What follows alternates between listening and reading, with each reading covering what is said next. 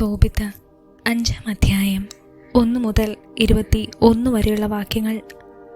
തോബിയാസ് പ്രതിവചിച്ചു, പിതാവേ, നീ കൽപ്പിച്ചതെല്ലാം ഞാൻ ചെയ്യാം. പക്ഷെ ഞാൻ അവനെ അറിയാത്ത സ്ഥിതിക്ക് എങ്ങനെ ആ പണം കിട്ടും? തോബിത്ത് മകൻ്റെ കയ്യിൽ രേഖ കൊടുത്തുകൊണ്ട് പറഞ്ഞു, നിന്നോടുകൂടെ പോരാൻ ഒരുവനെ കണ്ടുപിടിക്കുക. ജീവിച്ചിരിക്കുന്നിടത്തോളം കാലം ഞാൻ അവന് കൂലി കൊടുത്തുകൊള്ളാം. പോയി ആ പണം വാങ്ങി വരിക. തോബിയാസ് ഒരാളെ അന്വേഷിച്ചു. റഫായേലിനെ കണ്ടുമുട്ടി. അവനൊരു ദൈവദൂതനായിരുന്നു. എന്നാൽ തോബിയാസ് അത് മനസ്സിലാക്കിയില്ല. അവൻ ചോദിച്ചു, മേദിയായിലെ റാഗീസിലേക്ക് എന്നോട് കൂടെ പോരാമോ? ആ പ്രദേശം നിനക്ക് പരിചയമുണ്ടോ? ദൂതൻ മറുപടി നൽകി, ഞാൻ നിന്നോട് കൂടെ വരാം. എനിക്ക് വഴി നല്ല പരിചയമുണ്ട്. മാത്രമല്ല, നമ്മുടെ സഹോദരൻ ഗബായേലിനോടൊന്നിച്ച് ഞാൻ താമസിച്ചിട്ടുമുണ്ട്. തോബിയാസ് പറഞ്ഞു, ഇവിടെ നിൽക്കൂ, ഞാൻ എൻ്റെ പിതാവിനോട് പറഞ്ഞിട്ട് വരാം. ദൂതൻ പറഞ്ഞു, പോവുക, താമസിക്കരുത്. തോബിയാസ് വീട്ടിലെത്തി പിതാവിനോട് പറഞ്ഞു, എന്നോട് കൂടെ വരാൻ ഞാൻ ഒരാളെ കണ്ടുപിടിച്ചു. തോബിത്ത് പറഞ്ഞു, അവനെ എൻ്റെ അടുത്തേക്ക് വിളിക്കൂ. അവൻ ഏത് ഗോത്രത്തിൽപ്പെട്ടവനാണെന്നും നിന്നോടുകൂടെ പോരാൻ വിശ്വാസയോഗ്യനാണോ എന്നും ഞാൻ നോക്കട്ടെ. തോബിയാസ് റഫായേലിനെ വീട്ടിലേക്ക് ക്ഷണിച്ചു. അവൻ അകത്ത് പ്രവേശിക്കുകയും അവർ പരസ്പരം അഭിവാദ്യങ്ങൾ അർപ്പിക്കുകയും ചെയ്തു. തോബിത്ത് ചോദിച്ചു, സഹോദര, നീ ഏത് ഗോത്രത്തിലും കുടുംബത്തിലും പെട്ടവനാണ് പറയുക? അവൻ പറഞ്ഞു, നീ ഗോത്രവും കുടുംബവുമാണോ, അതോ നിന്റെ പുത്രനോട് കൂടെ പോകാൻ കൂലിക്ക് ഒരാളെയാണോ അന്വേഷിക്കുന്നത്? തോബിത്ത് പറഞ്ഞു, സഹോദര, നിന്റെ ആളുകൾ ആരെന്നും നിന്റെ പേരെന്തെന്നും അറിയാൻ ഞാൻ ആഗ്രഹിക്കുന്നു. അവൻ പറഞ്ഞു, നിന്റെ ചാർച്ചക്കാരിൽപ്പെട്ട മഹാനായ അനനിയാസിൻ്റെ പുത്രൻ അസരിയാസാണ് ഞാൻ. തോബിത്ത് പറഞ്ഞു, സഹോദര, നിനക്ക് സ്വാഗതം. നിന്റെ ഗോത്രവും കുടുംബവും ആരാഞ്ഞതിൽ എന്നോട് കോപിക്കരുതേ. നീ എൻ്റെ ചാർച്ചക്കാരനാണ്. ശ്രേഷ്ഠമായ പാരമ്പര്യവും നിനക്കുണ്ട്.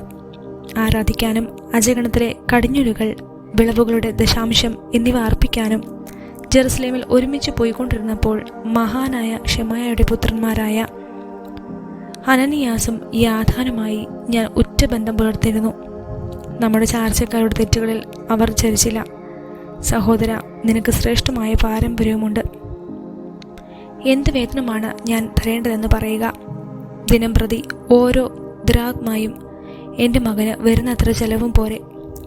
കൂടാതെ സസുഖം തിരിച്ചെത്തിയാൽ കൂടുതൽ തരികയും ചെയ്യാം. ഈ വ്യവസ്ഥകൾ അവർ സമ്മതിച്ചു. തുടർന്ന് തോബിത്ത് തോബിയാസിനോട് പറഞ്ഞു, ഒരുങ്ങിക്കൊള്ളൂ, നിങ്ങൾ ഇരുവർക്കും യാത്രാമംഗളങ്ങൾ. പുത്രൻ ഉടനെ യാത്രയ്ക്ക് ആവശ്യമായ ഒരുക്കങ്ങൾ ചെയ്തു. പിതാവ് അവനോട് പറഞ്ഞു, ഇവനോടുകൂടെ പോയിക്കൊള്ളുക. ഉന്നതത്തിൽ വസിക്കുന്ന ദൈവം നിന്റെ മാർഗം ശുഭമാക്കും. അവിടുത്തെ ദൂതൻ നിന്നെ കാത്തുകൊള്ളും. അവർ ഉടനെ യാത്ര പുറപ്പെട്ടു.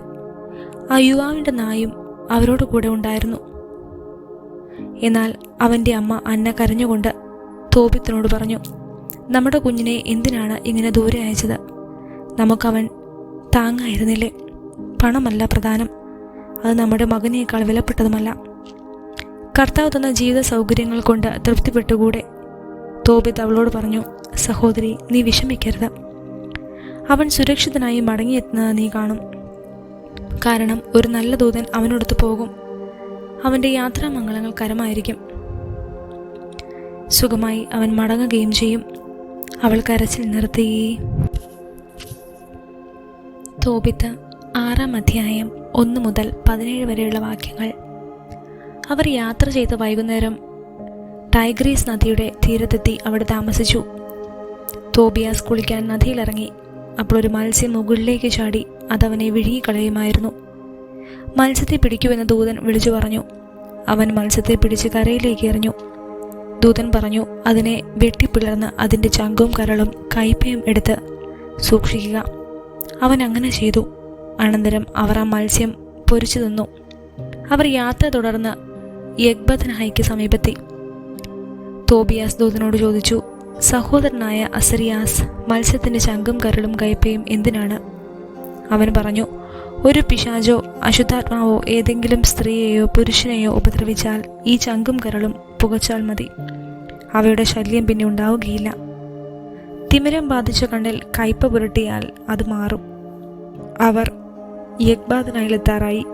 അപ്പോൾ ദൂതൻ തോബിയാസിനോട് പറഞ്ഞു, സഹോദര, ഇന്ന് നമുക്ക് റഘുവേലിനോട് കൂടെ താമസിക്കാം. അവൻ നിന്റെ ബന്ധുവാണ്. അവന് ഒരു മകളെ ഉള്ളൂ, സാറ.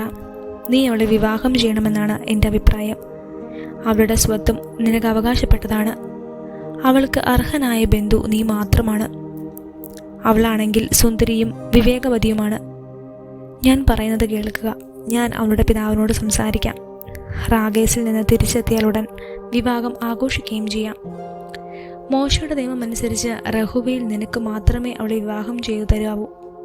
അല്ലെങ്കിൽ അവൻ മരണശിക്ഷയ്ക്ക് അർഹനാകും. കാരണം മറ്റൊരായേക്കാൾ നിനക്കാണ് അവളുടെ മേൽ അവകാശം.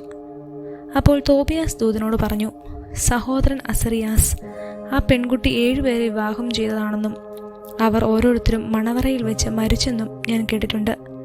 ഞാനാണെങ്കിൽ എൻ്റെ പിതാവിൻ്റെ ഏക മകനാണ്. മണവറയിൽ പ്രവേശിച്ചാൽ ഞാനും എൻ്റെ മുൻഗാമികളെപ്പോലെ മരിക്കുമെന്ന് ഞാൻ ഭയപ്പെടുന്നു. ഒരു പിശാച് അവളിൽ അനുരക്തനാണ്. അവളെ സമീപിക്കുന്നവരെ മാത്രമേ അത് ഉപദ്രവിക്കാറുള്ളൂ. ഞാൻ മരിക്കുമെന്നും എൻ്റെ മരണം മാതാപിതാക്കളെ ദുഃഖത്തിൽ ആഴ്ത്തിക്കൊള്ളുമെന്നും ഞാൻ ഭയപ്പെടുന്നു. അവരെ സംസ്കരിക്കാൻ ഞാനല്ലാതെ മറ്റ് സന്താനങ്ങളില്ല.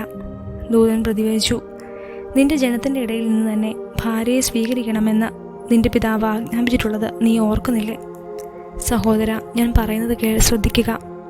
ഇന്ന് രാത്രി തന്നെ അവളെ നിനക്ക് വിവാഹം ചെയ്തു തരും. പിശാചിനെ പറ്റി നീ പേടിക്കേണ്ട. നീ മണവറയിൽ പ്രവേശിക്കുമ്പോൾ പാത്രത്തിലെ കനലിൽ മത്സ്യത്തിൻ്റെ ചങ്കും കരളും ഇട്ട് പുകയ്ക്കുക.